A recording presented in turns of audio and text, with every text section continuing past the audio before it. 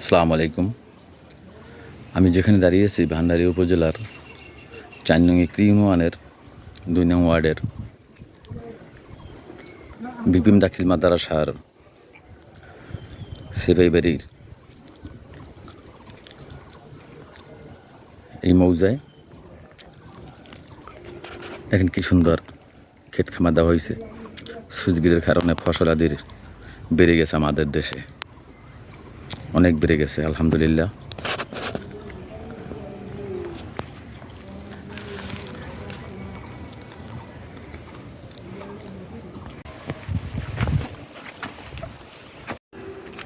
অনেক কলা হয়েছে আলহামদুলিল্লাহ, মাশাল্লাহ।